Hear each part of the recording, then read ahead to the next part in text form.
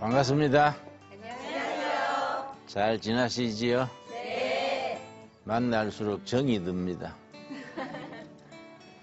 오늘은 출애굽기 공부 15번째 시간. 특별히 출애굽기의 가장 중요한 부분이 되는 20장의 십계명을 받는 부분입니다.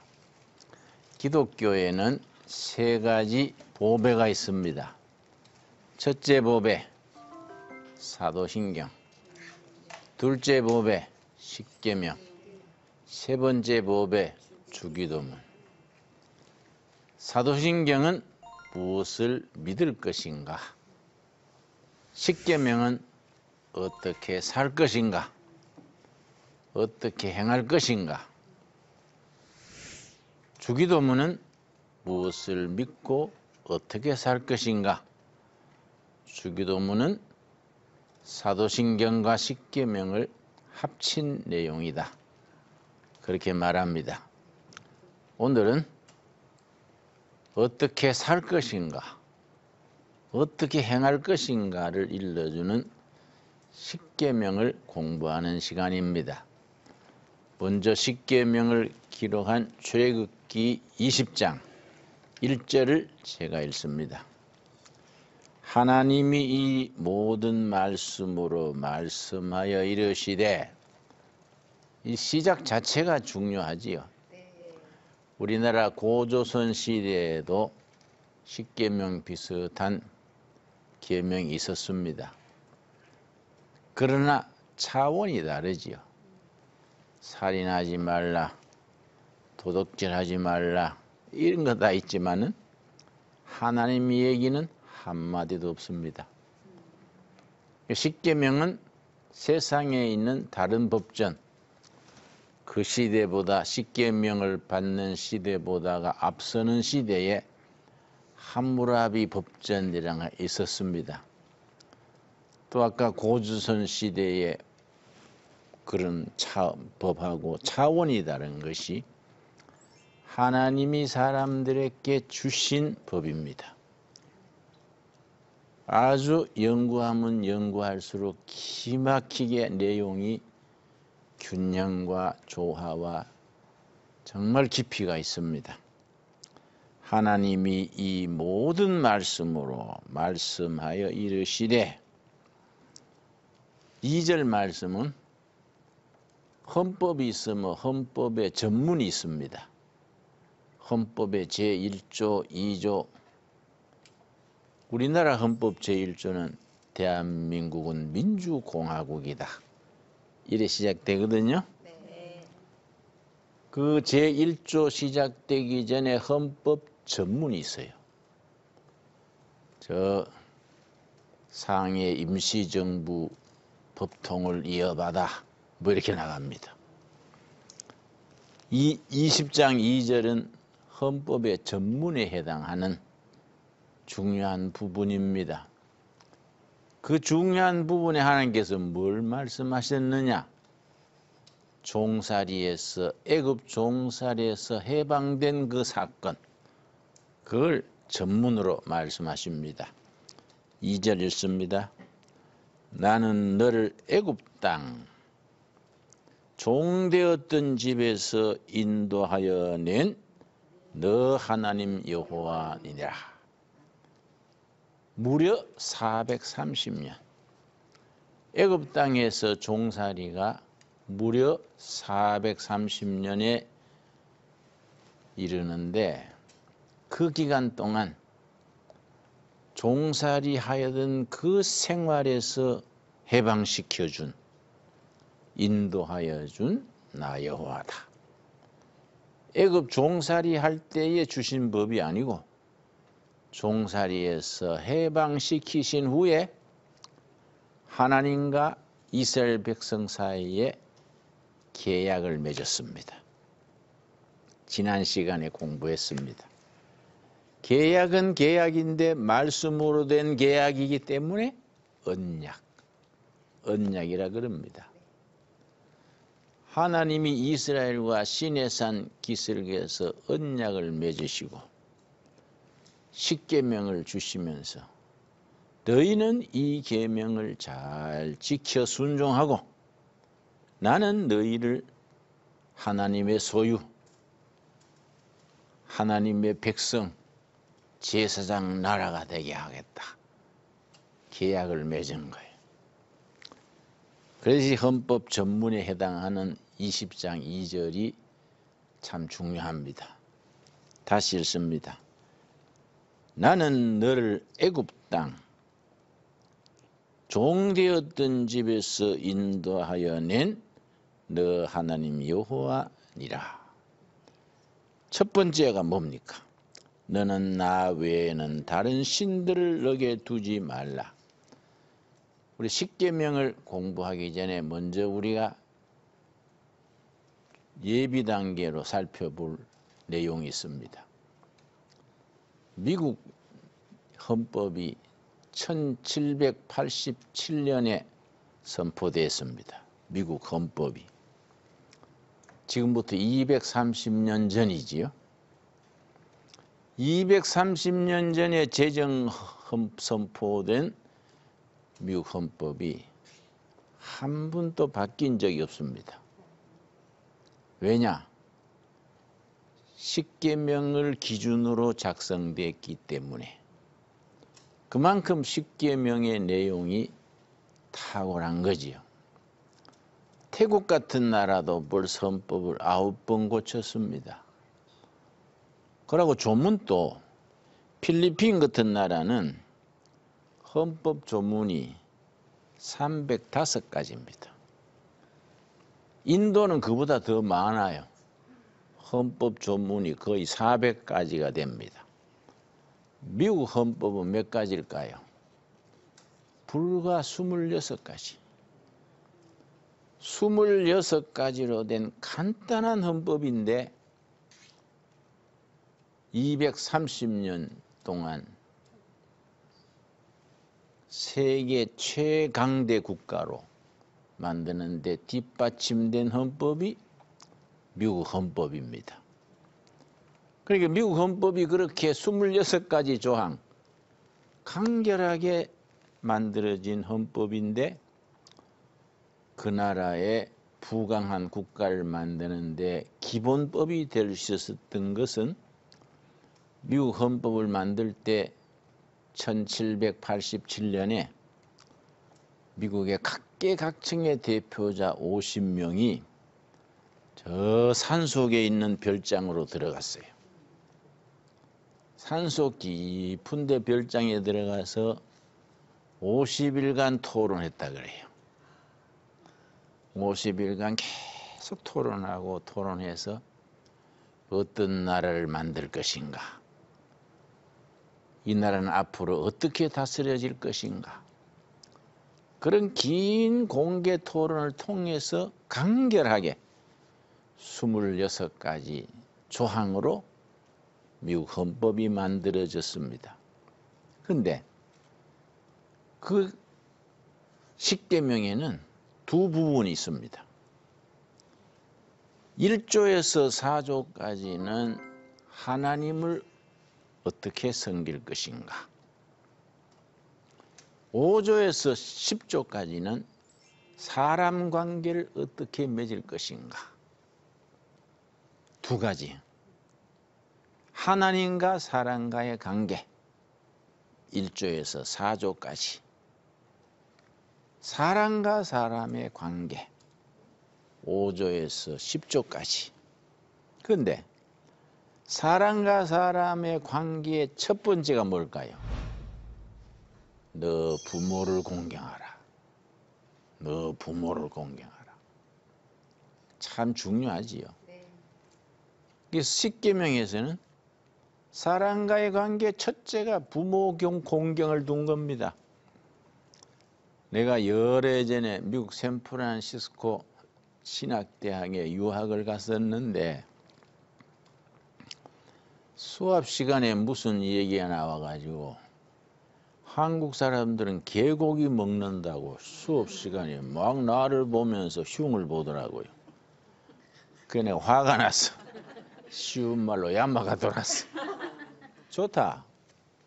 우리는 개는 잡아먹고 부모는 집에 잘 모신다. 너희는 부모는 양로원에 맡겨놓고 가보도 않고 죽었니 살았는지 문안도 안 들이면서 개는 침대에 안고 자지 않냐? 응? 부모는 양로원에 갖다 맡겨버리고 개하고 자는 너가 더 젠틀하냐?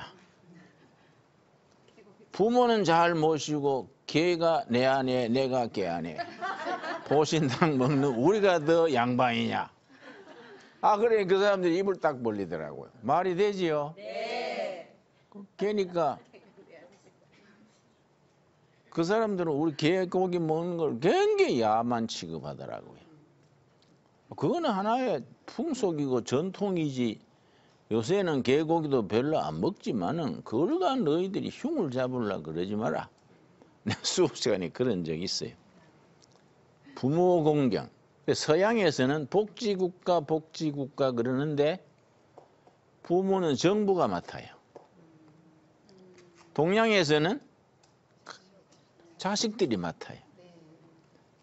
그러니까 정부가 부모를 맡으니까 노인을 맡으니까 복지 예산이 엄청난 거야.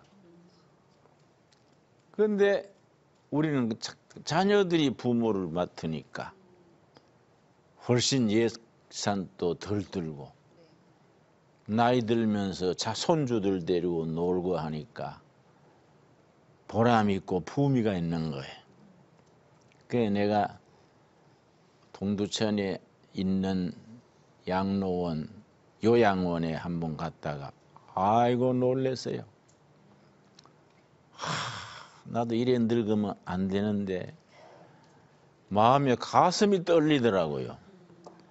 요양원 양로원에 갔더니 남녀노인이 80 넘는 노인들이 대낮에 쭉 침대에 누워있어. 전부 침대에 누워있어요. 아이고 내가 이거 뭐 끔찍하더라고. 그래 나는 그걸 가보고 좋다. 늙어서 일해야지. 양로원에 가서 침대에 눕지 말고 늙어서 일해야지. 오늘 새벽기도 마친 뒤에 밭에 가서 일하다가 왔어요. 일하니까 즐겁지요. 건강해지지요. 자연 속에서 얼마나 좋습니까? 그러니까 십계명의 사람과 사람 관계 첫 번째가 부모 공경이에요. 그러니까 십계명이 그만큼 위대하다 이거지. 자, 제1계명 첫째 뭡니까? 3절 20장 3절 너는 나 외에 다른 신들을 너게 두지 말라. 유일신 하나님. 우리가 신에 대해서 두 가지 견해가 있습니다. 무신론, 유신론. 하나님이 없다, 신이 없다, 무신론. 신이 계신다, 유신론. 공산주의가 왜 나쁘냐? 공산주의하고 우리가 왜 공존할 수 없느냐? 철저한 무신론이거든. 해방되던 해에, 해방 아니지, 6.25 전쟁 나던 해에 북한의 교회가 2830교회가 있었어요. 싸그리 없어지고 평양에 봉수교회라고 하나 있어요. 2830교회가 싹 다 없어지고 2830교회의 사진, 주소 다 책으로 나와 있어요. 내가 그 책을 갖고 있지요. 우리가 빨리 통일이 되어서 북한에 사라진 2830교회 다 재건할 수 있게 되기를 바랍니다. 아멘. 우리 기도 제목이 돼야지. 근데 평양에 봉수교회라고 있는데 그건 관제교회지요. 탈북자들, 한국에 왔는 탈북자 얘기를 들어보니까 자기가 평양에 있을 때 봉수교회 교인으로 다녔대요. 그 어째 다녔습니까? 하나님을 믿었습니까? 그랬더니 아니다.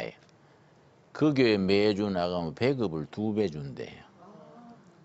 그런 게 다녔다는 거예요. 내 친구가 평양 봉숙교회 가서 예배 보고 와가지고 나한테 그래요. 김 목사, 이번에 평양 가서 내 봉숙교회 가서 예배 드려서 아 그래? 좋은 경험했네. 어떻든가? 그랬더니 기가 차더만. 그래서 왜 그래요? 그랬더니 설교자가 설교하는데 설교 주제가 사랑이에요. 그런데 뭐라는 거니? 예수께서는 네 원수를 사랑하라 했습니다. 그러나 미제국주의자야 사랑할 수 있습니까? 까부셔야지요. 설교에 그래야 돼. 그게 무신론이 가지는 비극이지요. 그리스, 히랍, 아테네에 플라톤이란 철학자가 있었는데 플라톤이 남긴 글 중에 무신론은 질병이다. 무신론 믿는 자체는 병이다. 정신적인 영적인 병이다. 무신론은 질병이다.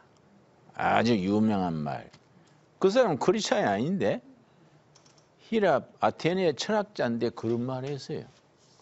무신론, 유신론이 있는데 우리가 오해하기 쉬워요. 하나님이 계신다, 신이 있다 믿는 사람은 다 성경적인 신앙을 가진 걸로 오해하기 쉬워요. 하나님이 계신다는 유신론에도 세 가지 타입이 있습니다. 크게 나누어서. 첫째는 다신론.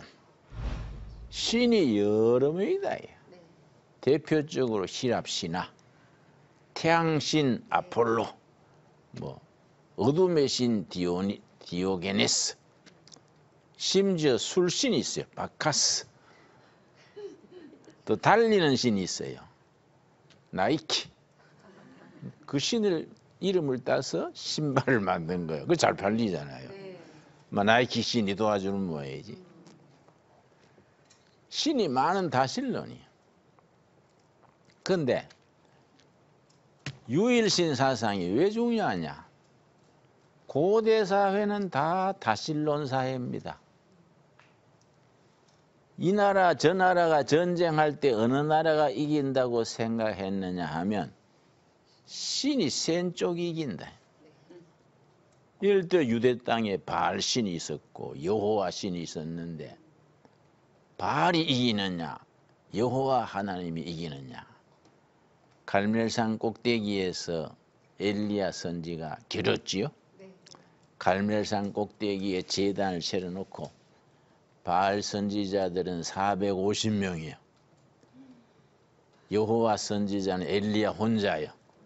450대 1로 겨루는데 그 당시에 아합 왕, 이세벨 왕후 부부가 앉았고 백성들이 쫙 둘러선 가운데 하늘에서 불이 내려와서 태우는 신이 진짜다 내기를 했지요. 처음에 바알 쪽이 450명이 왼종일 바알이여 바알이여 불을 내려주시옵소서. 하루 종일 해도 기별이 없는 거예요. 있을 택이 없지요. 가짜니까. 살아 계시는 신이 아니니까. 나중에는 막 지쳐가지고 자기 채찍으로 자기 등을 치면서 피를 내면서 바알이여 바알이여. 왕하고 왕하고 다 있는데 지금 하늘에 소식이 없으니 답답하지요. 백성들도 다 지켜보는데 그 엘리야가 옆에서 뭐라는 거 아니? 주무시는가 봐. 잘 안 들리는가 봐. 소리를 크게 해봐. 외출하셨을까? 이게 놀리는 거야. 저녁 때 기진맥진해서 포기했을 때 엘리야 차례지. 제단 옆에 물을 몇 버지기를 붓고, 버지기란 건 사투리죠. 몇 항아리를 붓고 엘리야가 기도하는 게 살아계신 하나님 여호와 하나님, 살아계신 하나님을 드러내 주시옵소서. 불을 열어 이 재물을 태워 주시옵소서. 기도 한 번에 막 불이 내려서 재물을 확 태웠지. 그래 엘리야가 그 여세를 모아가지고 바알 제사장 450명을 숙청했지. 굉장한 사건이죠. 갈멜산 대결이지요. 그러니까 유일신 하나님. 그 시대에는 아주 드문 예요. 고대 사회는 다신론 사회라. 근데 성경의 하나님은 유일신 하나님. 세 번째는 뭐냐? 범신론. 범신론, 팬티즘. 범신론은 힌두교. 힌두교에서 낳은 자식 같은 종교가 뭘까요? 불교예요. 말하자면 힌두교는 구약이고 불교는 신약. 우리를 비유해서 말하자면 그렇게 말하면 좋은 표현이 아니지만은 비유로 해서 그렇다. 그러니까 불교에도 범신론 자취가 남아 있지요. 그 여러분 큰 사찰에 올라가 보십시오. 법당 뒤편에 조그마한 신전이 있어요. 산신각. 그러고 호랑이 그림 그려놨어. 옛날 사람들이 불교가 들어오기 전에 호랑이를 신으로 섬겼어. 무섭고 하니까. 그래서 그건 이제 전통 무속신앙, 샤머니즘 신앙이지요. 불교가 들어와 가지고 하도 민중들이 산신 호랑이를 섬기니까 대접해 준다고 절 뒤편에 산신각을 따로 만들어 놓은 거예요. 우리가 볼 때는 택도 없는 일이지. 호랑이는 호랑이지 뭐 또 씨니까. 그지요? 또 어떤 저 사찰에 가면요. 한쪽 귀퉁이에 수염이 난 장군을 다 모셔놨어. 관우신이요, 관우. 삼국지에 관우 있지요? 네. 유비, 관우, 세 번째가 장비. 이 관우가 수염이 아주 멋있는데 나중에 죽은 뒤에 신으로 추앙받았어요. 그러니까 뭐 사이비 신앙이라 할까요? 그게 이제 다신론의 사회라. 그런데 성경의 하나님은 유일신. 자, 유실론에도 세 가지가 있다. 첫째는 다신론, 둘째는 뭐라겠습니까? 유일신, 세 번째는 범신론. 이걸 팬티즘 그러는데 아주 우리가 잘 모릅니다. 일본은요, 우리하고 다릅니다. 이 극동 지방에 네 나라가 있는데 극동, 파이스트, 일본, 한국, 중국, 몽고. 몽고 사람들은 우리가 옛날 믿던 무당신앙이에요. 나중에 이제 불교에 라마교가 많이 들어왔지요. 중국은 하나님을 상제, 황제 위에 상제, 황제 위에 있는 상제. 그 여호와 하나님과는 좀 차이가 나지요. 상제, 황제 위에 상제니까. 일본은 다신론이야. 일본은 공식적인 신이 6,000명입니다. 성경에 여호와 하나님이 들어오니까 6,001번째예요. 그래서 내가 일본 교회 가서 집회를 했는데 주일 대예배 설교가 나서 교회 식당에서 식사를 하는데 청년의 회장이 나 앞에 앉았어요. 김 선생, 나는 오전에 교회에서 예배를 드리고 오후에 마을 법당에 법회에 참석합니다. 그래 내가 바쁘시네요. 오전 오후로 왜 그래 두 탕을 뛰세요? 그랬더니 고루고루 해놓으면 한 군데는 아다리가 안 되겠습니까? 이러는 거예요. 농담하고 멀쩡하게 그러는 거예요. 고루고루 오전 오후로 해놓는데 천당 아니면 극락 간다 이거지 이제. 그래서 내가 웃어서 우리 한국 사람들은 웃기는 소리인데 일본 사람은 그렇게 통하는 거예요. 왜냐? 다신론 사회라. 그래서 아기를 놓으면은 마을 신사에 등록을 해요. 결혼할 때는 교회에서 결혼하기를 좋아해요. 그 오사카에 가면 길가에 아주 예쁜 교회가 있습니다. 그러니까 차를 세우고 일본은 교회가 찾기 힘들다더니 요지에 예쁜 교회가 있네요. 그랬더니 안내하는 일본인이 김 선생, 그건 교회가 아닙니다. 교회는 교회인데 결혼식을 전문으로 하는 교회입니다. 옥사 한 사람이 이제 나비 넥타이 메고 그 이제 예배하는 복 있잖아요. 그걸 입고서는 전문적으로 결혼 주례만 해주는 거예요. 그거는. 그러니까 별일이네. 그거 참 일본식이에요. 근데 죽으면 또 어디다가 제사를 부탁하느냐? 천주교에 부탁해. 천주교에. 천주교는 장례의식이 멋있어요. 시체를 아예 성당까지 모시고 와서 성당 앞에서 스님이 아니라 신부님이 뭐라 하면서 이걸 뿌려요. 뿌리고 그 제단 앞에까지 와서 기도하고 나가거든요. 그래가지고 절차를 따라가지고 잘 장례를 하니까 성당이나 교회 안 다니는 사람들이 부모님이 성당에서 장례하는 거 보고 뿅 가가지고 캐두르게 나가는 사람들이 적지 않습니다. 그 대신에 좀 나이로운 교인이지. 그지요? 나 죽을 때 나도 절해야지 이런 식이지.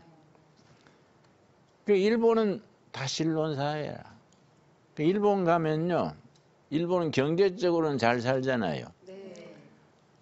마을 골목에 가면요, 집집마다 신전을 세워놨어. 문 앞에다가. 매일 아침 음식을 하고 그중에 제일 좋은 음식은 따로 떠서 문 앞에 신전에 차려놓는 거야. 그 나는 뭐 신경 안 쓰니까 막 주워 먹지. 그럼 일본 사람들이 김 선생 아부나이 데스 위험하다. 왜요? 좋은데 먹지요? 그래 일본 가면은 식비 없어도 살 수 있어요. 아침마다 동네 한 바퀴 돌면 그거 나 그거 주워 먹어요. 그건 뭐 내가 뭐 먹을 게 뭐 있어? 아무 의미가 없는데. 그러니까 이 일본은 다신론 사회라. 중국은 또 상제 개념. 몽골은 무속신앙. 유독 한국은 유일신 사상이에요. 그래서 저 선교사들이 한국 와서 깜짝 놀란 것이 특별한 민족이다. 왜냐? 한 나라에 선교 들어가면 제일 처음 하는 게 성경 번역이에요. 그 나라 말로 성경을 번역하는데 우리나라 말로 성경을 번역하는데 제일 어려운 것이 여호와 하나님을 뭐라고 번역하냐.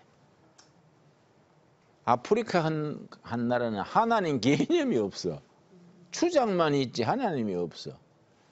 7년간 고생해서 할 수 없이 찾아낸 게 하늘 추장. 이렇게 번역한 거예요. 우리나라는 성경 번역하려고 한글을 공부해 보니까 딱 돼 있는 거야. 100% 맞춤이요. 천지를 창조하시고 다스리는 하나님을 하느님, 하느님. 유일신 하나님은 하나님. 딱 돼 있는 거예요. 100% 그대로예요. 개도리교에서는 하느님을 많이 쓰고 우리 개신교는 하나님, 유일신을 많이 쓰지요. 그 성경 번역하는데 그게 제대로 되어 있으니까 그 다음부터는 쭉 나가는 거이지. 그 성경 번역하던 선교사들이 이 민족은 보통 민족이 아니다. 어떻게 성경에 하나님이 들어오기 전에 머릿속에 하나님이 딱 서 있냐 이야. 이걸 전이해 그래요. 복음에 대한 전이해. 성경 들어오기 전에 성경 하나님이 딱 머리에 들어있는 거예요. 보통 민족이 안 한 겁니다. 그래서 우리나라가 세계적으로 예수 잘 믿잖아요. 내가 유럽에 가가지고 어떤 모임에 참석해서 회원으로 등록하는데 어디서 왔습니까? 그래서 코리아에서 왔다 그랬더니 접수하는 사람이 그 예수 잘 믿는 나라요 이러더라고. 한국 그러면 예수 잘 믿는 나라요. 더하기 예수 잘 믿어 성공한 나라요. 6.25 뒤에 우리가 뭐 있었습니까? 잿더미만 앉았거든. 북한에서 또 수백만 피난민이 왔어. 전 세계 역사에 그렇게 짧은 기간에 좁은 땅에 그렇게 많은 피난민이 온 적이 드물어요. 같이 고생하면서 하나님 섬긴 거예요. 그래서 교회가 부흥이 되고, 교회가 부흥이 되면서 국가 발전, 경제 성장을 이끌어갔어요. 한국은 개신교의 역할이 막대합니다. 그래서 우리 사랑의 교회 목사님이, 그 젊은 목사 있잖아요, 중국의 정부의 초청을 받아서 중국에 갔다 왔었습니다. 몇 년 전에. 왜 초청받았냐 하니 앞으로 중국도 종교 개방을 해야 될 텐데 공산당이 맨 먼저 경제 개방을 했지요. 그 다음에 종교 개방, 정치 개방을 해야 될 텐데 어떤 종교로 개방하느냐? 중국 사람들은 서양종 기독교를 대단히 싫어합니다. 그 이해해야 돼요. 백몇 년 전에 영국 선교사, 독일, 미국 선교사가 중국에 왔는데 중국 인민들이 받아들여서 예수를 믿었어. 그 뒤에 장사꾼들이 들어왔어요. 장사꾼들 따라가지고 아편 장사가 들어왔어. 요 영국 사람들이 못됐어요. 그건 아주 치사한 짓을 했어요. 식민지 인도에서 아편을 길러가지고 중국에 헐값으로 파는 거예요. 중국 농민들까지 아편쟁이가 됐네. 그 1840년에 임칙서라는 중국 장군이 영국 상인들의 아편을 2만 상자를 뺏어가 불태워버렸어. 영국이 딱 기다리고 있다가 함대를 가져와서 전쟁이 터졌지. 그게 1840년에 일어난 아편전쟁이에요. 근데 뭐 중국은 옛날 건 무기고 영국은 최신 전함이니까 2년간 싸웠는데 중국이 졌어요.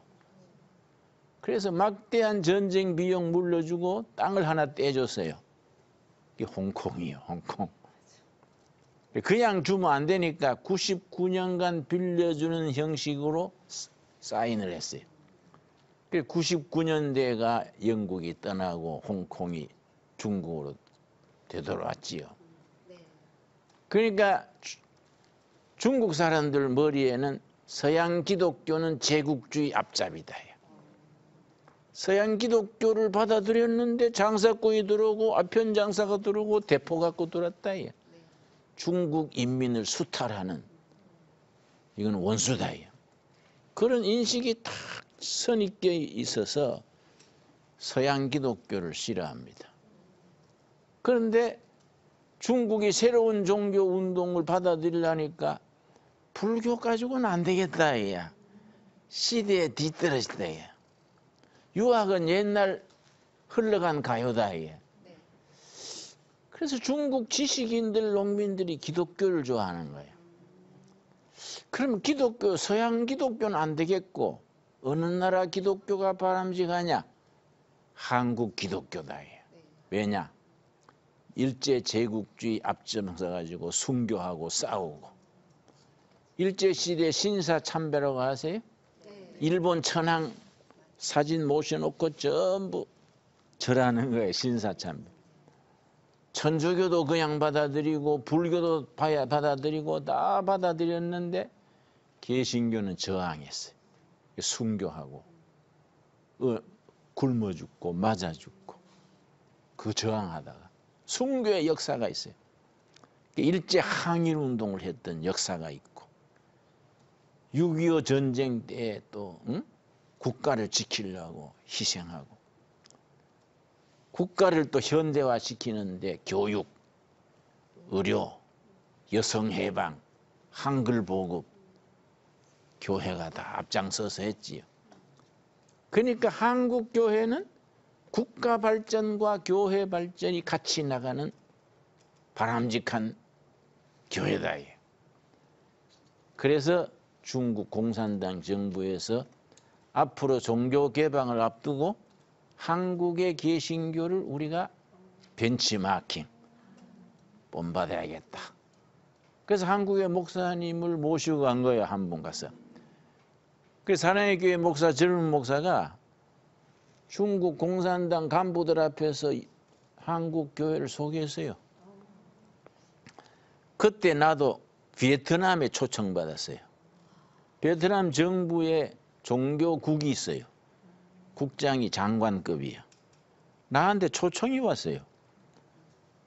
그래서 옛날 공산주의 국가가 옛날 우리 또 한국군이 가서 전쟁도 했는데 왜 한국 목사를 초청합니까? 그랬더니 베트남이 지금 경제가 성장하고 통일된 뒤에 앞으로 100년 대계를 세우는데 종교 문제는 한국 개신교를 우리가 배우고 싶어서 한국 개신교 목사 중에 어느 사람을 초청하는 게 좋을까? 그러다가 나한테로 연락이 왔어. 돌고 돌다가 왔겠지. 그 내가 베트남 국비로 초청받아 갔다니까. 가서 베트남 관리들하고 전부 내가 강의도 하고 또 총리하고도 같이 차도 마시고 다 했는데 내가 한국 교회를 쭉 설명을 했지. 항일 운동하던 거, 근대화하던 거, 여성 해방 쭉 얘기했더니 그 사람들이 마음에 닿았던가 봐. 마치고 올 때 베트남 젊은 공무원 중에 5명을 뽑아서 한국에 보내줄 테니 한국 개신교를 좀 배우게 해주시오. 그러자고. 그러고 왔었는데 그 뒤에는 연락이 아직 없었어요. 또 자기들도 뭐 토론을 했겠지 이제. 근데 우리 한국 교회가 이거는 선천적으로 성경이 들어오기 전에 하나님 신앙 이게 딱 뿌리 내리고 있었어. 이게 참 복된 민족이지. 앞으로 통일 한국 시대에 더 교회가 부흥돼서 온 세계 모범 국가로 발돋움하게 될 줄로 믿습니다. 자, 두 번째 4절 말씀. 출애굽기 20장 4절. 너를 위하여 새긴 우상을 만들지 말고 또 너로 하늘에 있는 것이나 아래에 땅에 있는 것이나 땅 아래 물속에 있는 것이 어떤 형상도 만들지 말며 하나님을 모양으로 만들지 말아라. 그건 우상이다. 실제 그래요. 사람의 손으로 만들 수 있는 하나님이라면 믿을 가치가 없잖아요. 그래서 절의 스님들도 큰 스님들은 그걸 알아요. 절에 가면 부처님 나무로 돌로 만들어 놓고 절하고 하는데 우리 불교사에 보면 어떤 큰 스님이 겨울에 추우니까 나무로 된 스님을 도끼로 깨가 불때 뿌렸어. 불교계에서 막 시비가 걸리니까 나는 썩어가는 나무 깬 적은 있어도 부처님 깬 적은 없는데 부처님이 도끼로 깨질 부처님은 왜 섬겨? 큰 스님이지 도통한 거지, 그렇죠? 가끔 그런 큰 스님들이 있어요. 사람이 손으로 만들어서 섬길 정도면 그 가치가 있나 이게. 그래 뭔가 하나 만들어가 섬기는 걸 사람들은 원해요. 내가 어릴 때 고향에서 보니까 내 고향은 경북 청송 산골인데요. 동냥하면서 다니는 거지가 항상 품에 옥으로 된 형상을 딱 품고 다녀요. 그래 그건 뭐예요? 그러니까 자기가 믿는 신이래. 그래서 자기 믿는 신을 끌어안고 사는 거는 동양에서 사는 거예요. 아이 참 사람이라는 게 어리석지요. 그러니까 절대 형상을 만들지 말아라. 왜냐? 임마누엘 하나님. 살아계신 하나님이 우리와 동행하신다. 기독교 신앙에는 5가지 기둥이 있습니다. 첫째, 창조신앙. 둘째, 임마누엘 신앙. 하나님이 우리와 함께 하신다. 셋째, 십자가 신앙. 넷째, 부활 신앙. 다섯 번째, 재림 신앙. 다시 오실 주님을 기다리는. 아주 다섯 가지 신앙의 아멘함으로 신앙의 기초가 탄탄해지는 거지요. 그 중에 두 번째가 임마누엘 하나님. 우리와 늘 살아계신 동행하는 하나님이지 뭐 돌로 나무로 만들어 놓고 절 받는 하나님이 아니다 이거야. 이해 가지요? 네. 이건 참 중요한 겁니다. 세 번째, 6, 7절. 너는 너 하나님 여호와의 이름을 망령되게 부리지 말라. 이거는 성경 해석이 참 복잡한데 쉽게 말하면 하나님을 이용해 먹지 말아라. 하나님 이용해서 잘 먹고 잘 사는 사람 있지요? 목사들 중에도 그런 목사 비슷한 가짜 목사가 있어요. 해마다 월급 올려라 하고 또 11조도 들어오면 이건 제사장 내끼다 하고 이런 돌팔이가 있어요. 이 3계명은 하나님을 이용해 먹지 말아라. 그 뜻입니다. 하나님 팔아가지 개인 치부하고 하나님을 그렇게 이용하고 만홀히 여기지 말라는 말이 특이한 용어지요. 망령되이 부르지 말아라. 하나님은 위대하신 하나님을 항상 높여야지. 그래서 유대인들은 하나님 이름을 안 불러요. 그래서 하나님 이름을 역사가 흐르면서 잊어버렸어. 왜냐? 유대 히브리어는 자음이 없어요. 모음만 써놓고 자음은 그때그때 붙여 부르는데 자음만 남아 있어서 이것을 뭐라고 불러야 되냐. 세월이 지나니까 잊어버린 거예요. 우리도 아버지 이름 부를 때 우리 아들한테 누가 아버님 성함이 누구신고 그러면 김진홍입니다 안 그러잖아요. 김자 진짜 홍자입니다 그러잖아요. 하나님 이름을 높여서 불러야지 친구 이름 부르듯이 막 그렇게 하는 게 아니지요. 네 번째가 참 중요합니다. 다른 종교에 없는 성경에만 있는 위대한 사상이지요. 뭘까요? 안식일을 지키기. 안식일. 안식일을 지키는 거에는 두 가지 의미가 있습니다.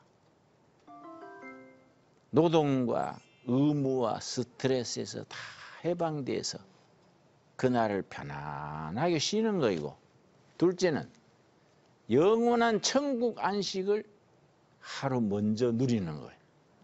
안식일이 굉장히 중요합니다. 구약 시대는 얼마나 철저했든지 안식일에 일하면은 돌로 죽였어요. 우리 생각에는 너무 철저하다 싶은데 구약 때는 그랬어요. 요즘은 안식일에 너무 막 헐렁하게 지켜. 성가대 예배 마치고 막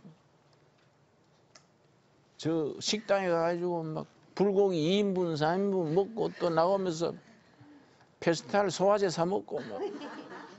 내 뭐라 그러지? 안식일을 좀 존중해서 다른 날 먹고 그날 한 끼 금식도 하는데 뭘 그렇게 교회 돈으로 보신당 2인분 먹고 소화제 먹고 그러냐? 내가 그걸 못하게 해. 안식일날 식당 가고 그러지 마라. 그날 좀 진지하게 거룩하게 복되게 지켜야지. 그렇게 안식일날 그러지 마라. 안식일날 그 위장이 얼마나 안식 못하고 힘들겠냐? 내가 그런 얘기하지. 자, 오늘 거기까지 마치겠습니다. 예.